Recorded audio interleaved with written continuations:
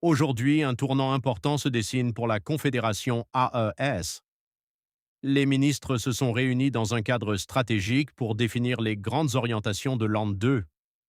Entre enjeux politiques, sécuritaires et économiques, cette rencontre pourrait bien redéfinir l'avenir de la coopération entre les États membres. Quelles décisions ont été prises?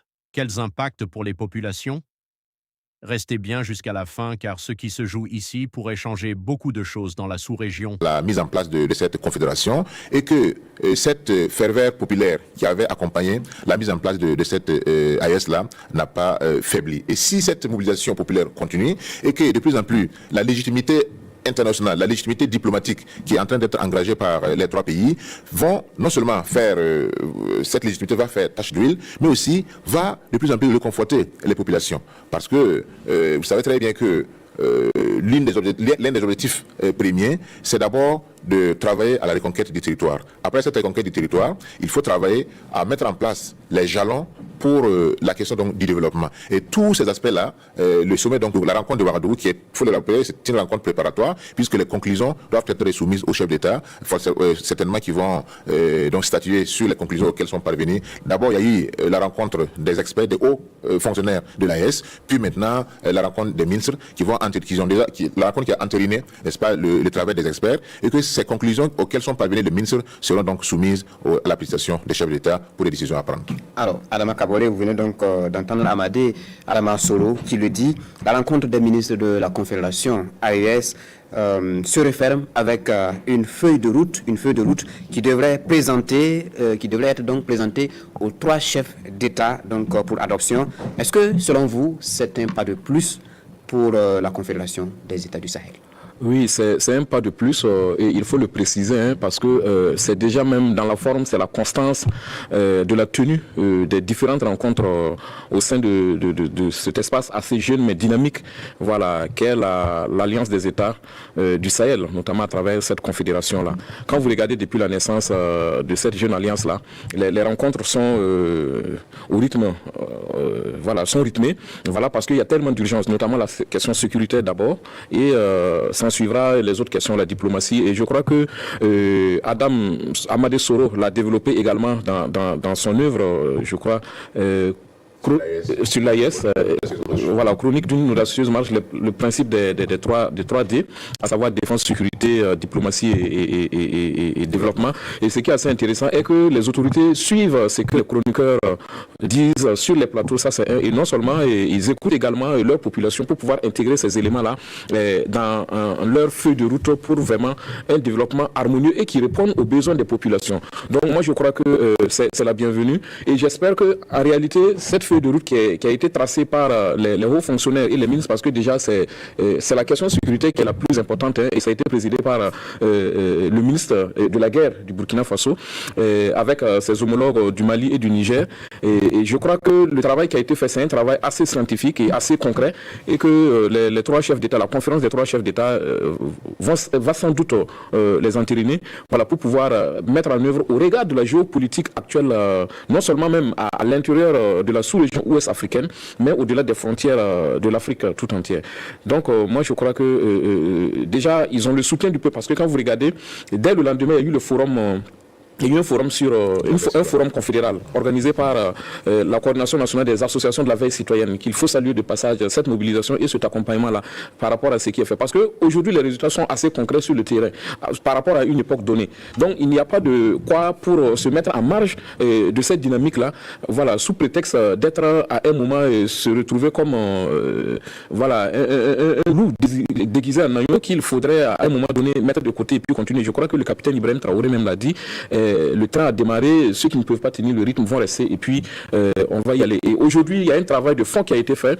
Nous avons vu suffisamment assez de preuves en matière de lutte contre l'insécurité, le terrorisme, tant au Burkina Faso, au Mali, d'ailleurs même dans l'espace, en fin janvier pratiquement, le Niger a déjoué une action terroriste sur son sol avec la force unifiée de l'AES. Ça c'est très important, il faut le dire, c'est une force unifiée de 6000 personnes par rapport à une autre organisation qui est là depuis plus de 50 ans. Vous parlez de quelle organisation? Je parle évidemment de la CEDEAO qui n'a qu'une force en attente et qui ne peut réagir que pour déloger peut-être quelqu'un qui aurait pris le pouvoir, voilà, pour remettre les choses en ordre et qui ne peut jamais intervenir pour lutter contre le terrorisme qui s'étale depuis la chute de Mohamed Kadhafi, voilà, au Mali, au Burkina Faso, le Niger, parce que tout simplement ça s'explique du fait qu'il y a des raisons de richesse minéralière qui poussent ces parrains-là, et je crois que le général Latiani l'a assez bien dit, voilà, qui poussent les parrains des terroristes à activer leur relais pour pouvoir déstabiliser encore cette sous-région-là.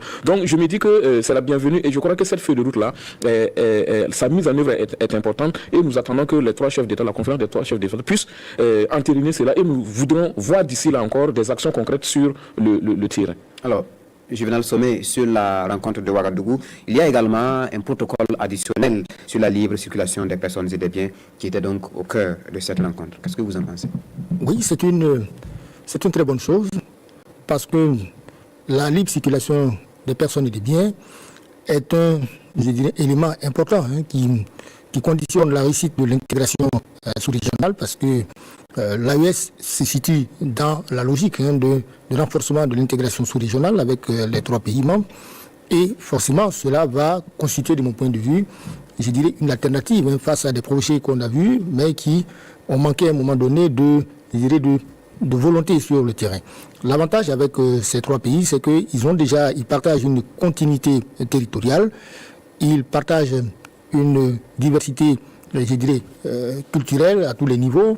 Ils parlent la même langue à certains niveaux. Donc, c'est déjà un atout, en plus du fait qu'ils ont réussi, de mon point de vue, à créer aussi ces interactions qui, sur le terrain, vont favoriser, en tout cas, je parle de la sécurité, ces interactions qui vont favoriser à un moment donné le déplacement des personnes et des biens. Donc, pour moi, je pense que c'est quelque chose qui est à saluer.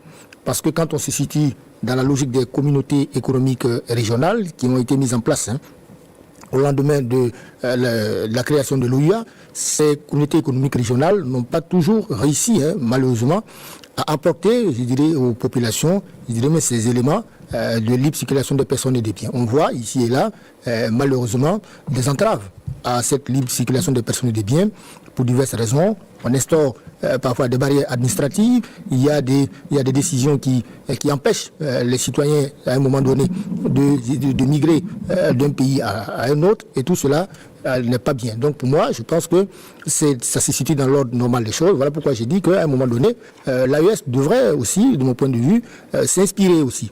Et je n'ai pas de raison de penser qu'il n'en sera pas ainsi. L'AES va forcément s'inspirer finalement aussi de ce qui a été fait par le passé à l'intérieur de certaines instances organisationnelles, apprécier finalement, je dirais, les limites qui ont été observées sur le terrain et je dirais mieux engranger des acquis. Donc je pense que pour moi c'est une très bonne chose.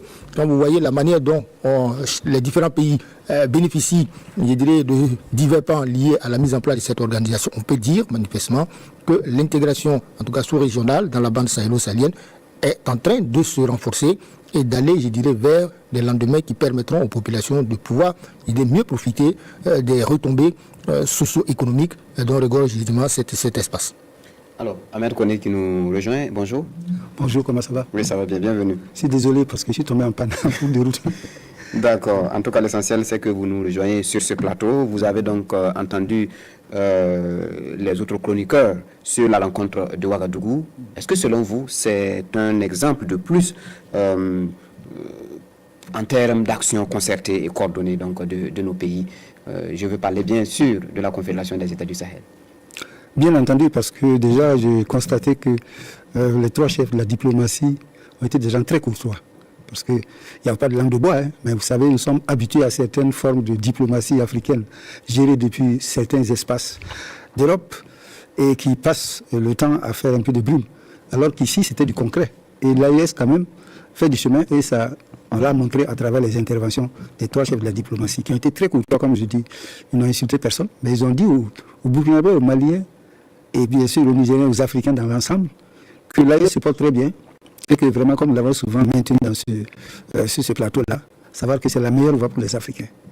C'est-à-dire que trois pays qu'on a dit pauvres, complètement désossés, abandonnés, qu'on a humiliés, que ces pays se retrouvent pour faire, avec le peu qu'ils ont, ce genre de chemin-là, il faut reconnaître que l'Afrique n'a pas une autre voie de salut. Et dans leurs interventions, ils ont surtout fait appel aux jeunes. Moi, c'est ça qui m'a frappé. Ils ont été courtois envers ceux qui se considèrent comme nos adversaires.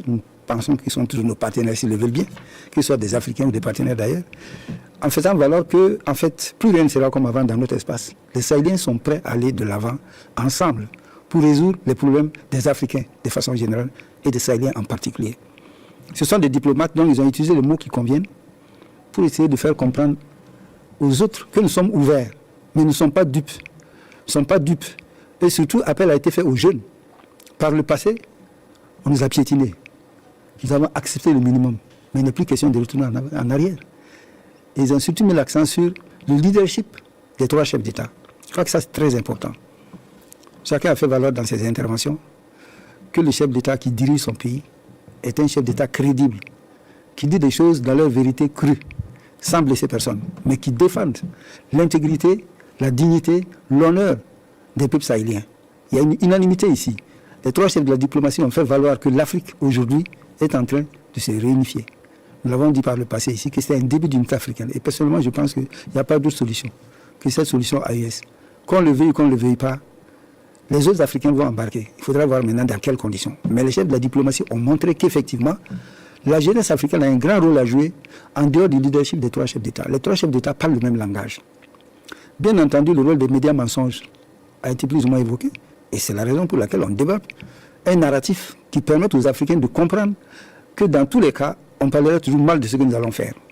Celui qui vous veut du bien reconnaîtra que vous faites du bien. Mais celui qui ne vous veut pas du bien, c'est lui qui tiendra toujours le crachoir du mensonge.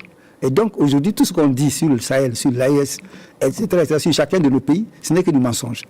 Et ils ont invité les Africains à se départir de ce genre de partage d'informations erronées, à faire comprendre, à faire croire que ce qui sort de l'autre côté, c'est la vérité. Non, la vérité sort de chez nous. Parce qu'il y a des réalisations. Et ces réalisations, bon, ils ont une feuille de route, mais il ne leur appartient pas non plus de dire aux gens qu'est-ce qu'ils vont faire. Parce qu'il appartient au chef d'État de prendre les décisions finales. C'est pour ça que je dis, il y a courtoisie aussi.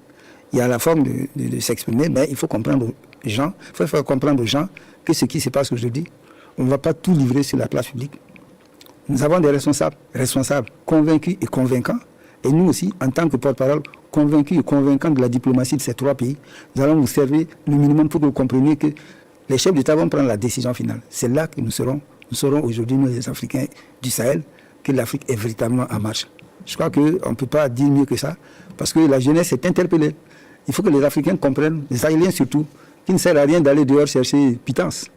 Il y a du travail qu'on est en train de faire, ne perdez pas espoir, soutenez les chefs d'État, et vous verrez que demain, ce sera mieux. Je crois que c'est un peu le langage que je peux retenir de leurs interventions. Et moi, je crois qu'il faut saluer ce genre de travaux-là. Parce que c'est des travaux qui permettent de faire comprendre aux Africains que non seulement ils sont dans leur bon droit, j'allais dire juste droit, mais il faut qu'ils foncent. Parce qu'il ne faut pas compter sur qui que ce soit. C'est nous qui devons développer l'Afrique, le Sahel en particulier. Si nous devons attendre que les mannes viennent du dehors, on ne s'en sortira jamais.